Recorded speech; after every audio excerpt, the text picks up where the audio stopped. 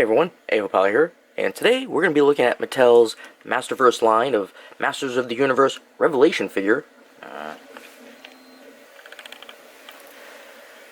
Hey everyone, Avapal here, and today we're going to be looking at Mattel's Masters of the Universe Revelation King Grayskull, and this is part of the Masterverse line. Pretty nice figure. We can see him. He has an extra head, a shield.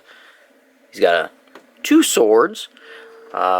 Those I don't think you can combine these. We'll find out. But in the show, they combine these two to make the Master Sword.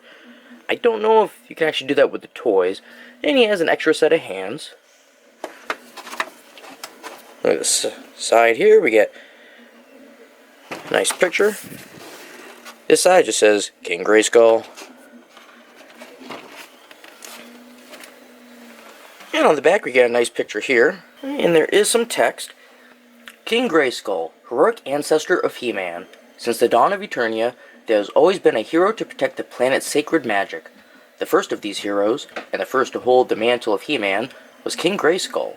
Now resting alongside the other heroes in Preternia, King Grayskull holds the key for the adventurers to return to Eternia and save the magic from vanishing into oblivion. And then there's a couple figures on the bottom. So for good guys, there's Savage He-Man, King Grayskull, Teela, and Andra. Alright, and for villains, we have Trapjaw, Merman, and Stinkor. Alright, so why don't we get him out of the package and we'll take a closer look. Alright, here's King Grayskull out of the package. Now he did come with those accessories I was telling you about. First, see, he has extra hands. He has a open palm. And he has a closed fist. And let's see how easy it is to switch them. Oh, that came out real nice. I like that. I hate having to fight. Oh, and it even goes in easy. Ho-ho! Now, you're gonna want the open hand if you want to use his shield. That's a nice looking shield. I like the emblem there with the darker red and the gold on the outside of it. And you got the gray on the actual border. And on the other side, where his arm slips through, and then right here would be where his hand would catch it.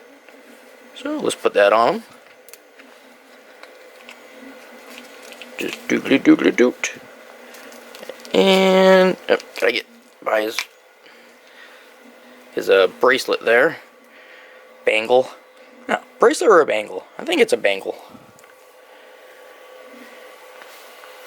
And then he came with the other head, a more solemn looking face, besides the very angry. And let's see how easy that is to switch. Oh, not too bad to get it off, but on is another question. Oh geez, this does not want to go on easy. Come on. Is it on? Yeah, that's on. I think I'll definitely keep this face on him. Alright, and for the last things he came with the two halves of the power sword. And no, you can't combine them in any way to make one. I think the scare glow that came with the two you could. I think. I don't remember now. I actually have him back in his box after I did the video on him. But yeah, so these are cool. One's purple, and a bit more of a flare up at the top. The other one's gold, but a lot more zigzaggy, and more of a straight blade there. And those would just go right in his hand. Come on, get past the thumb. There we go. Pretty nice. Doesn't want to stand up right at the moment. There we go. Oop. Well, let's just take that off. Oop, not his hand, just the sword. Alright, so we got the accessories out of the way. Let's talk about colors. Well, there's really not much to him. He's not wearing many clothes. He has a cape that's red, and he's got this kind of like I don't know what you would call it, a dirty what, off-white, burgundy, I don't know, but he's got that up there, and he's got like the burgundy-ish color for the cloth down there, and there's boots, And then he has brown boots with some black leather straps going around them. Then he's got his bangles here with some, I don't know, like jewelry or gold, I don't know. And same thing for the belt to match. And he's got his symbol here, same as the shield.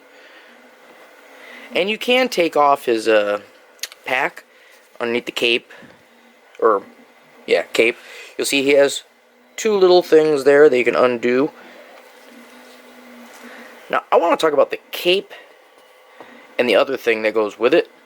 So the cape has a wire through on the sides, which is cool, so you can actually kind of, you know, if you want to have it outward, you can, or have it, you know, going down, you can do that. Then he's got this furry fabric right here at the top. I thought you could pull it over his head like a hood maybe, but no, you can't. I mean, you could, but it doesn't look right, and it doesn't actually form fit. Now, I kind of don't like it. It moves around too much. Like, if you look, it's like a clock pendulum, just goes back and forth. It's too easy movable. But the pieces are separate.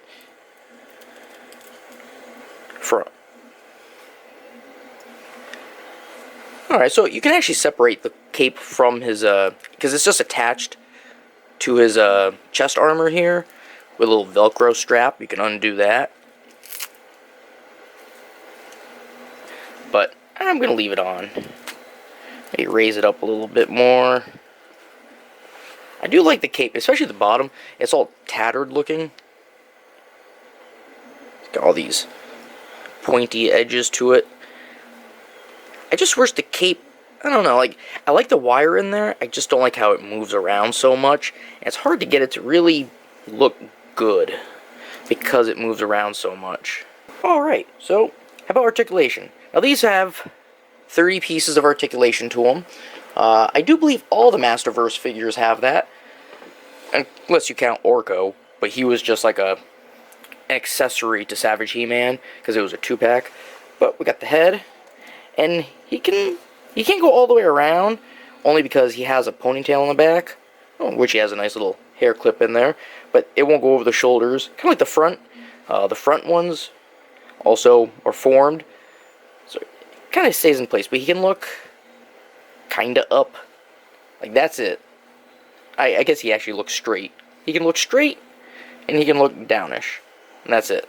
Because like I said, just like the way he can't turn his head, because of the hair, he can't really move it forward and back. Alright, so if we go down, we got his arms. Those go out. 180. I mean, yeah, 90. But they can go all the way around like that. Then you got the bicep. That'll spin around too. You got double jointed elbows. Pretty nice. And then we got the hands. The hands will rotate. Will probably work better with the one without the shield on. And they got the little, whoop, hand came right out, but it has a little flip flap. Alright, so then he has at the top of the chest area, that can go forward and back, and side to side. Then we got the waist, that will turn all the way. The legs, those can go out. And of course, he probably could go more than that, but the loincloth kind of prevents it. Same with going forward. He can go to there with the loincloth, and back to that. Alright, and if we look at the top of the thigh, he can rotate it. Double jointed knees. And get that cape out of the way. Pretty good. Go past 90. Then we got the top of the shin. That can turn. Then we got the feet. The feet can go up. And point down. And they have a little swivel. Pretty good looking figure. Good quality. I do like the cape, except for the fact that it moves around so much. I think the Scarecrow Scare Glow cape had the same problem. Oh, one thing I also noticed, behind the cape, well, behind the character, between the cape and character, it has that fabric tag on it, which I think looks horrible. Especially since the cape itself isn't black, so it really makes it noticeable back there. And, I don't know, it just kind of bothered me like that. I'm a bit nitpicky. Alright, well that's just been my review on Mattel's Masters of the Universe Revelation King Grayskull of the Masterverse line. And if you have any comments or questions, feel free to leave them down below. And, as always, you all have yourselves a good one, and I will see you later.